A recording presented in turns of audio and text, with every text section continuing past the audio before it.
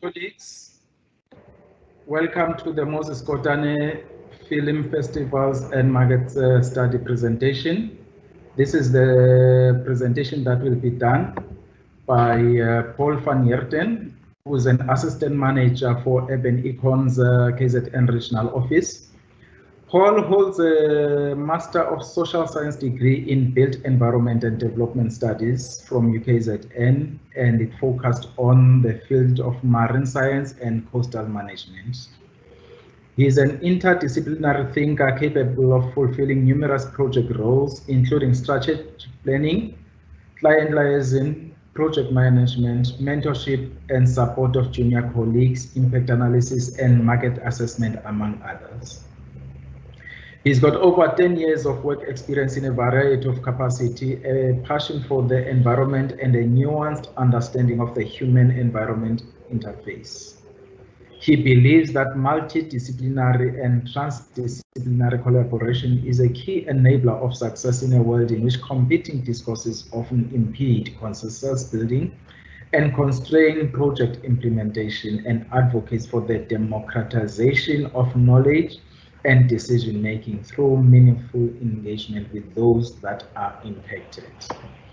With that introduction, colleagues, I would then like to hand over to my colleague, Paul van Heerden, to take us through their presentation today. Over to you, Paul. Thank you very much for the warm introduction, Dr. Twalo. Good afternoon, ladies and gentlemen. As indicated, I work for a company called Urban Econ. We're a specialist economic consultancy firm. We were appointed by the Moses Kotane Institute in collaboration with the KwaZulu-Natal Film Commission to undertake a study into the KZN film festivals and markets. Today, I'll present in a relatively short time period some of the key findings that emerged from the study. This is just a brief overview of the structure of the presentation. There's 5 sections to my presentation today. I'll briefly touch on the study purpose, objectives, and methodology in the introduction section, just to give some context to the study. Thereafter, I'll go into some of the challenges that we encountered and how we navigated them. But the bulk of the presentation is going to focus on the key findings of the study, the conclusions arising from these findings, and the recommendations proposed. Simply stated, the purpose of the study was to investigate and provide an understanding of how film festivals and film markets can be used to grow the film industry and how they can contribute to growing the KwaZulu-Natal economy. The scope of the study was broad, and in a 30-minute presentation, it's not possible to touch on every element of the scope. So today the presentation is going to focus primarily on those items that you see highlighted in bold. So a comparative review of KZN-based film festivals and markets with their international and African counterparts, the socio-economic impacts of film festivals and film markets, and then the recommendations that we drew from the study. This briefly just outlines the approach and methodology that we followed in the study. The study was structured in 5 phases, and it employed a mixed methods approach, which utilized both qualitative and quantitative inquiry techniques. So this meant that we relied on both primary and secondary data sources. Apologies. The primary research entailed interviews and discussions. And pre-COVID, in the normal course of business, these interviews with film organizers would have been face-to-face, but we had to pivot due to COVID, and so it took the form of virtual engagements using platforms such as the one we're using today. telephone discussions, and email conversations. Everything happened quite quickly, and we had to adapt, and I'll touch on that a little bit later in this presentation as well. The secondary data sources that we used were in the form of all relevant documentation that pertained to the film festivals and markets that were the subject of the inquiry, namely those based in KZN, as well as the international and African counterparts that we looked at in terms of trying to draw some benchmark lessons. We looked at a variety of sources, annual reports, websites, news articles, and we drew lessons from those. Some of the challenges encountered with the study, and they are worth mentioning because they were significant. As we're all aware, COVID struck, and it struck right at the point at which our study was getting initiated. The country was in the height of the first COVID wave, and the country was moving between level 5 and level 3 lockdown.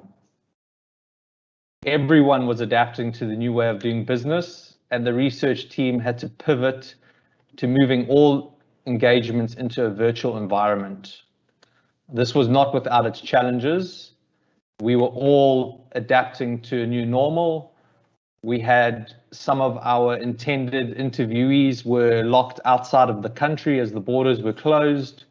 Others were not in the office or didn't have access to the information that we needed in the study. But we persevered, we rejigged our time program, and we still managed to get in touch with all the right people to get the necessary information for the study. We also had some challenges in secondary data collection. The main purpose of the study was to understand the impacts of film festivals and film markets. And we maybe incorrectly assumed that we would have access, or we would be able to get hold of impact assessment studies of the sector. But alas, it seemed these were not available or not done, and if they were done, not available. So it required us again to pivot and develop some mitigation measures in order to still understand the impacts of the KZN environment. And we leveraged our extensive expertise in the tourism sector, because we understand that film festivals and film markets represent effectively large gatherings in time and space. And therefore, they are very similar to other types of tourism activities that bring people together into a particular location. And so we learned lessons from the types of impacts that those other tourism events generated, and we drew some lessons and parallels with those.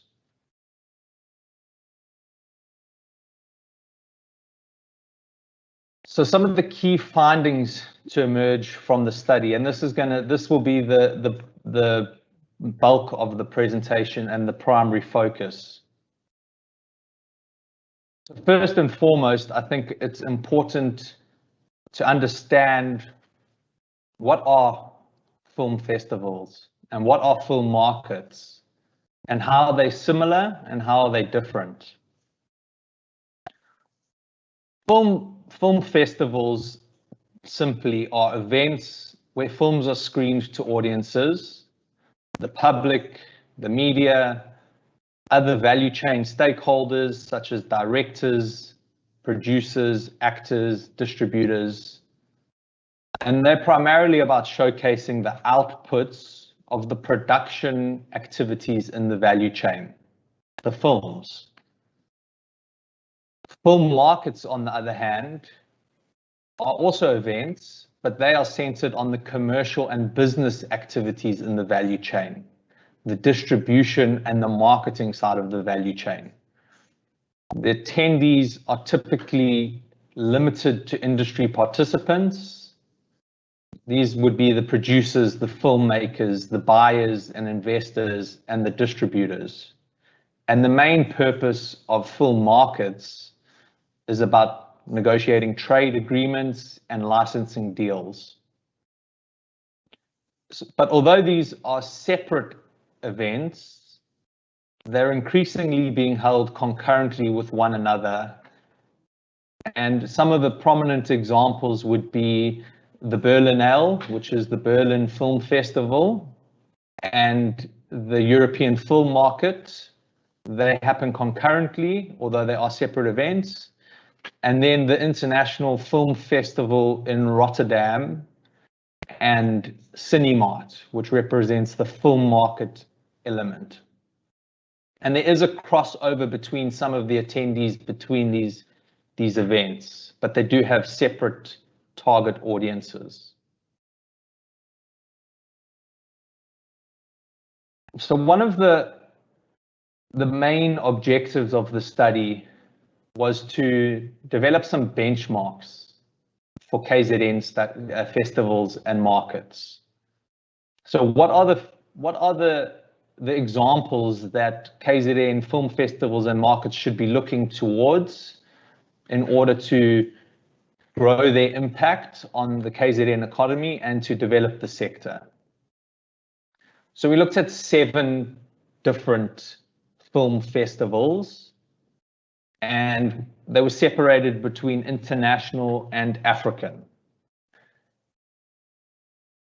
So there were 2 European studies, an Asian study, and a North American study. So the Berlin Film Festival, the International Film Festival in Rotterdam, the Busan International Film Festival, and the Toronto International Film Festival. And then we looked also to Africa, and we looked at the Zanzibar International Film Festival, the Encounters South African Documentary Film Festival, and then we looked locally and we looked at the Joburg Film Festival. And from these case studies, we could determine, or we could draw some lessons for KZN film festivals. These lessons we grouped into 3 main categories, which we felt were the essence of the success in these film festivals. The first category being management and ownership. So in almost all the case studies that we looked at, it was pretty clear that the management and ownership was an independent structure. So it was not tied into a public entity. It was managed privately as an entity in its own right, typically established for a not-for-profit sense. So the revenues generated, everything that the festival did was for the benefit of growing its presence. And this is quite important because it promotes independence from funders, and it also supports abilities to fundraise and secure sponsorships from a wide array of organizations, both in the public and private sector. And one other factor is that most of these film festivals have a year-round contingent of staff. At the time of the festivals and the markets, this contingent increases through bringing in some temporary employment, but there is always an office that is manned with individuals that can assist with information about the festival and that keep the activities going. The second important lesson that we learned was film selection, program, and initiatives run by these festivals are imperative and essential components of their success. We would all be aware when we go to a film festival, we go there primarily because of the films that are being shown. So carefully considered and well-planned selections with an emphasis on quality controls that are informing that selection. And then the initiatives, they often arise through partnerships that have been developed, but then become attractions in their own right. These would be talent shows that would be linked into a film festival that may have arisen through a partnership with a particular organization. And then finally, partnerships. We see partnerships as being critical success factors for international film festivals because they support sustainability and growth through providing vital monetary resources. If you recall, these are typically run as NPOs, so money is not a resource that is typically readily available. So there's a lot of effort going into securing partnerships and sponsorships. Those sponsorships are also in-kind sponsorships, so which has the added benefit of limiting monetary funding requirements. So examples of this would be, say, L'Oreal providing complimentary beauticians for makeup and hairstyling, or an auto or car company providing complimentary vehicles to drive people around and to move people from one part of the venue to the other part of the venue.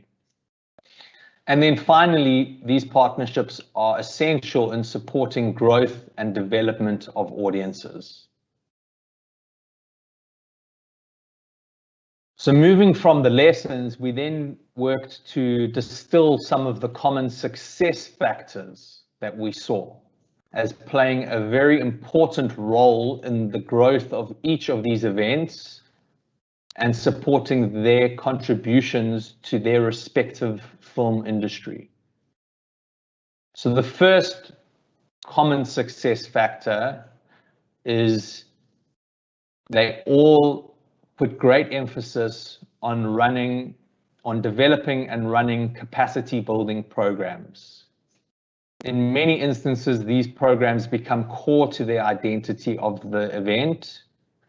They have the benefit of extending the presence of the event beyond the duration of the festival by creating opportunities for you, which then creates opportunities for year-round continuous engagement with audiences and stakeholders.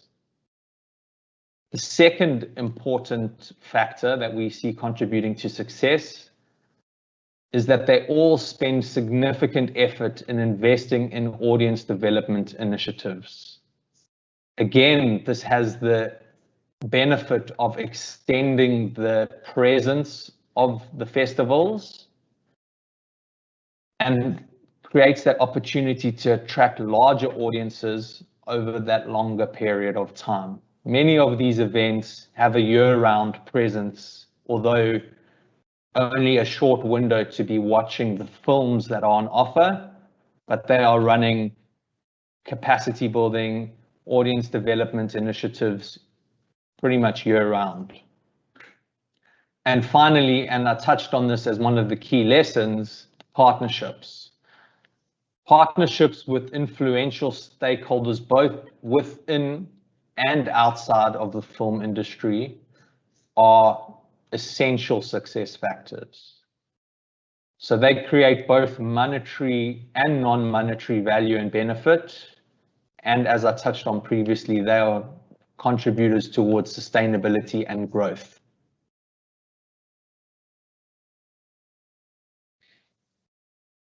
So one of the key objectives of the study was understanding the socio-economic impacts. And if you recall a few slides back, I just touched on how we had to pivot and leverage our understanding of the tourism sector and tourism events and the types of socio-economic impacts that those events have in order to defer the types of impacts that KZN-based festivals have. And this is because we were unable to get access to impact studies.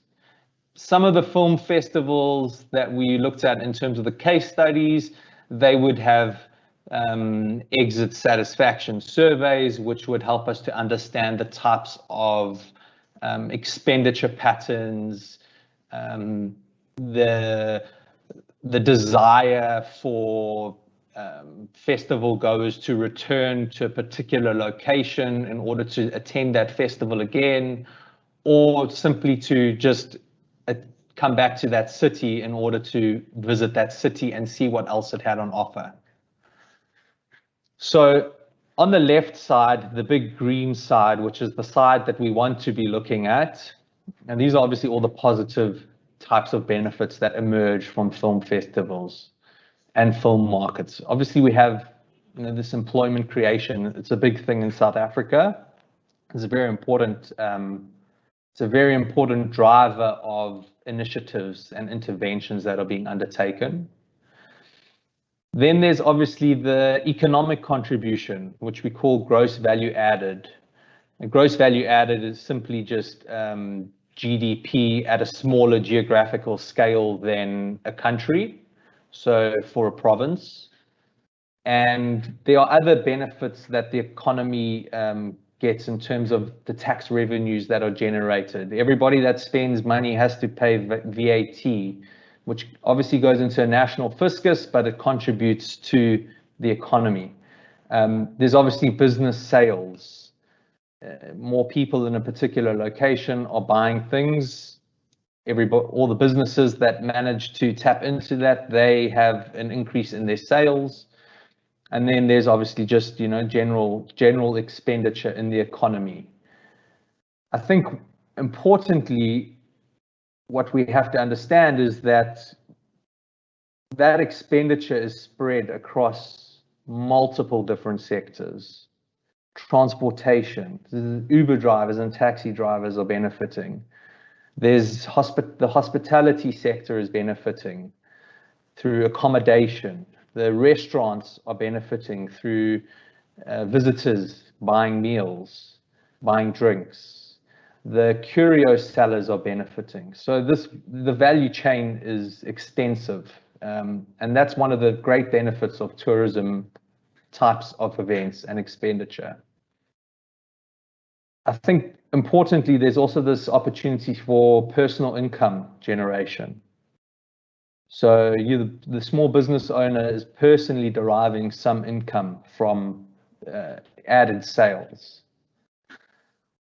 Through the various capacity development initiatives, there's obviously the benefit of developing SMMEs in the film sector value chain, as well as all the service provider industries that are associated with it. And I've touched on a few of them, but they would also extend into set design and sound and audio visual guys. Like I said, it's extensive.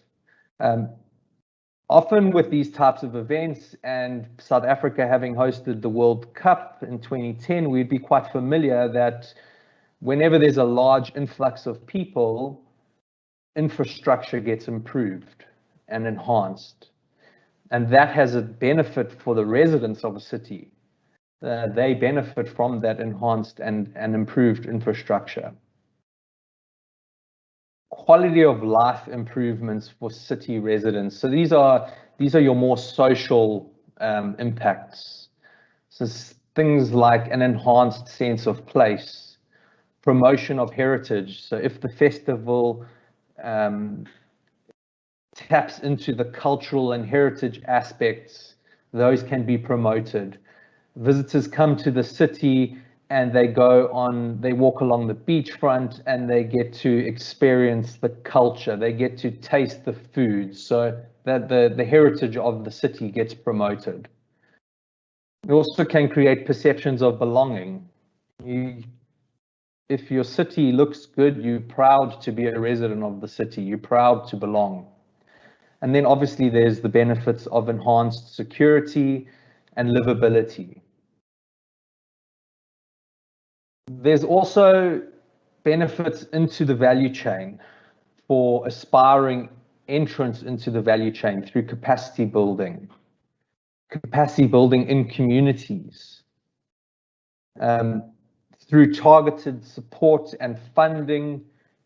These aspiring entrants get facilitated entry into the sector. So we are building the sector and growing the number of participants in the sector through these events.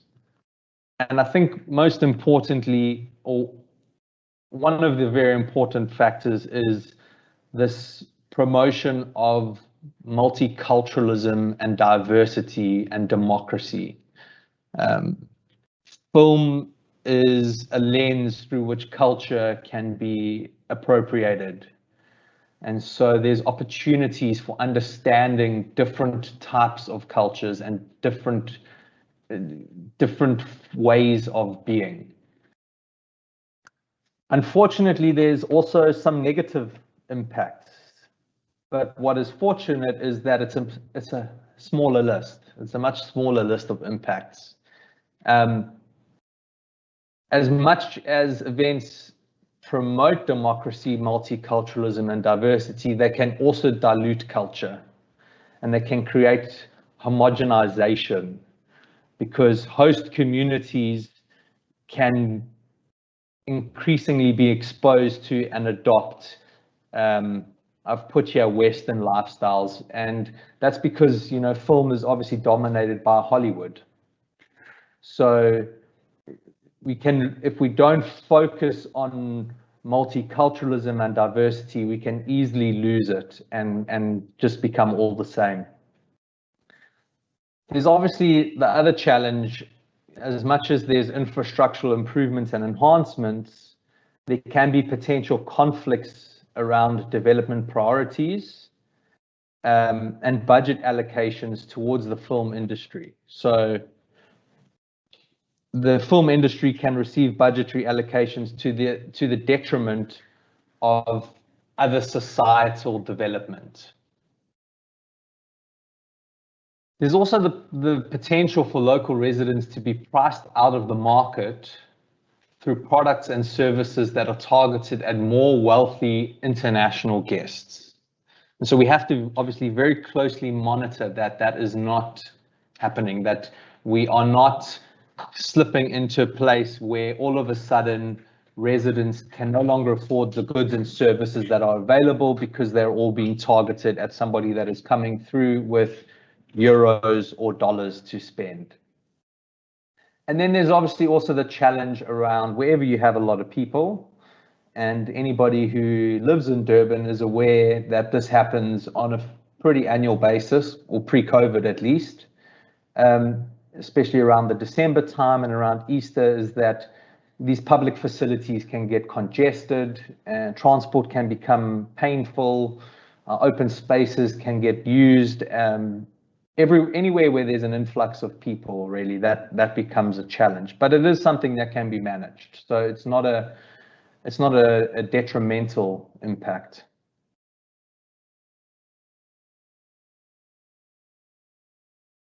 So importantly, the study was about KZN and profiling the sector. We just briefly looked at some of the key challenges that the sector is facing. And we are the #3 film location in the country. So we are falling behind Gauteng in the Western Cape. And as a result, we suffer from shortage of skilled film crews and supporting infrastructure.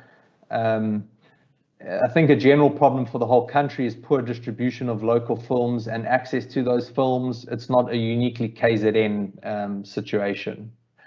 And just on the right, it's not necessarily important, but it just contextualizes that in general, South Africa has experienced a decline, 35% decrease in 2018 at the box office, and locally produced films only represent 5% of box office. So KZN, it was just to contextualize KZN. We're not a unique situation.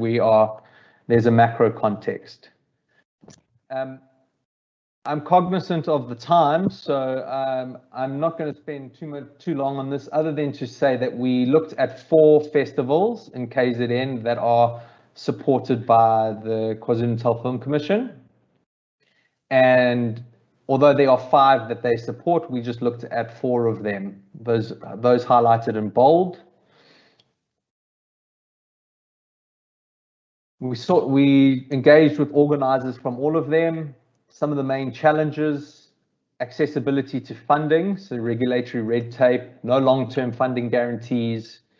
Diversity and inclusivity is quite slow, much slower than in the USA and in Europe. Accessibility to film titles, I've already mentioned, especially for smaller scale festivals. And then obviously COVID. In a post-COVID world, how do these festivals operate and generate revenue and expenditure? If people aren't coming, what does that mean? If everybody's watching online, how do you generate revenue? So this just brings me to some of the conclusions of the study. The main purpose, one of the main objectives, was to advance and grow the sector. And we saw 3 main ways in which this happens. The first is obviously awareness, raising awareness in communities that wouldn't be normally exposed. Raising awareness of opportunities and incentives available to aspiring entrants.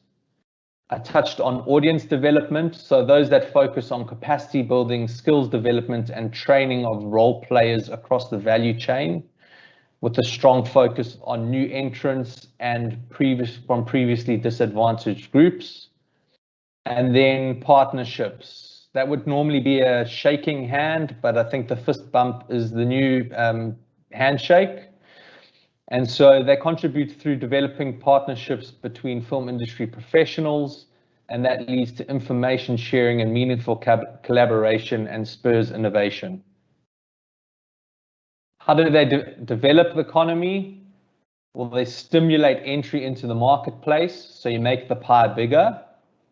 They stimulate economic activity through induced spending by visitors, which creates jobs. And there's this opportunity to leverage the tourism appeal of a particular location by the film festivals and film markets, and vice versa. So tourism authorities can leverage these events as tourism activities. So in terms of recommendations, we split them into 2, for funders and for organizers. So I won't touch on all of these in detail, but essentially these address some of the key challenges that we encountered in the study, and they also touch on some of the lessons and key success factors. So obviously conducting audience research, that enables audience development. It also enables better marketing of your events. Impact assessments, so ensuring that full impact studies are conducted, that would help to understand the impact and benefits and know that you're getting bang for your buck.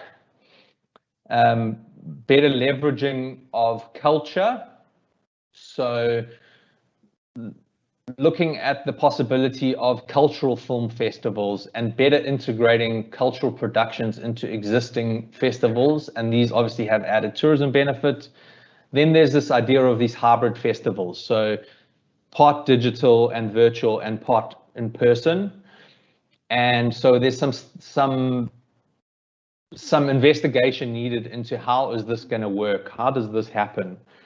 If we're leveraging culture a little bit better, we can reach a broader audience, but we also require broadband connectivity. And for rural parts of KZN, this is challenging. I've touched on the tourism and leveraging tourism and why that's beneficial. Funding certainty emerged as a big challenge.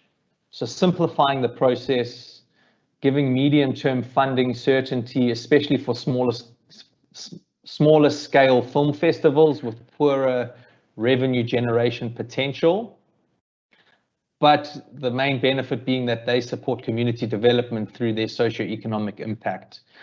And then finally, a need for structural interventions as a result of the structural changes that COVID is bringing, some of which is going to be permanent. So looking at growth stimulating incentives, rebates, incentives, sponsorships, focusing on vulnerable groups, working with other organizations to develop some complementary interventions. And then for organizers, quite similar. So also research your audience so that you can better market yourselves.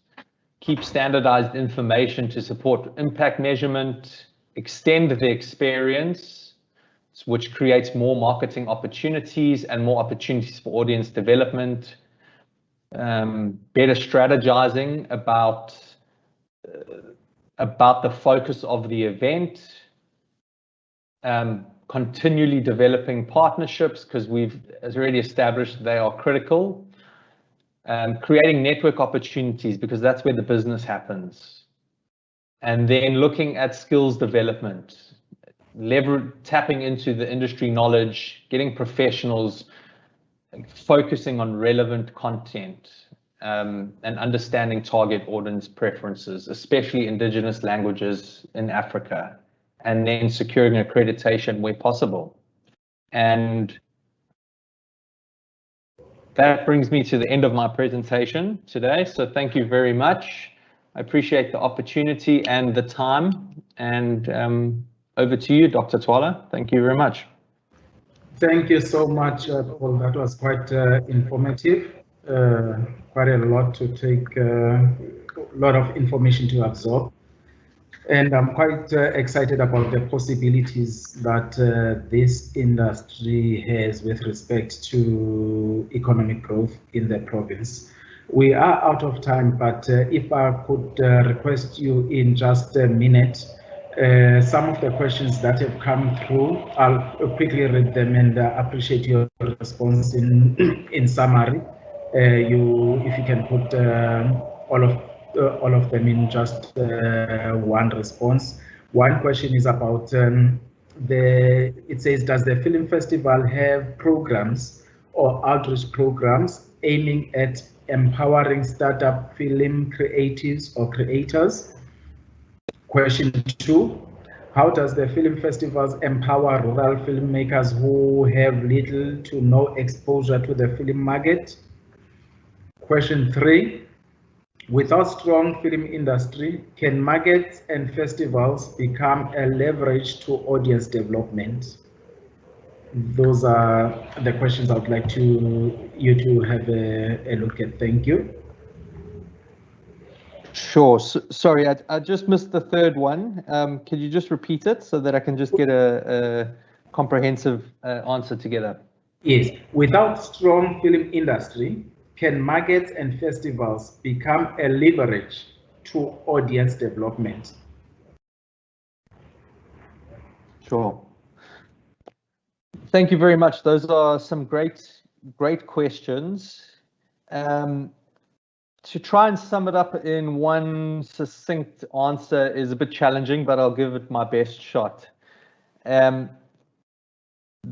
The film festivals and film markets in KZN do a great job at exposing rural communities to film festivals and film markets, and in that process creating opportunities for aspiring entrants into the market from those communities. You develop an interest in film within those communities, and you can create opportunity for members of that community to enter the value chain. So there's definitely exposure given, and there are a range of incentives offered within the South African environment by various government stakeholders that encourage rural filmmakers and especially black filmmakers to give them incentives to produce. In terms of outreach, yes, all these KZN film festivals are outreach programs in their own right. They provide transport for people to get into these festivals, to get exposed to the environment and to the sector and to film. And without a strong film market and festivals market, it is still possible to create opportunities for audience development. You don't need a strong film festival or film market or film sector to create those opportunities. We have a plethora of platforms available to us today where we can reach audiences far away from us using these amazing tools at our disposal, internet, various social media platforms. So I think, you know, KZN is growing its film sector. We're heading in the right direction. The country's film sector is growing. We obviously all having to adapt to what is the world going to look like in the future. We have an interesting road ahead of us, I think.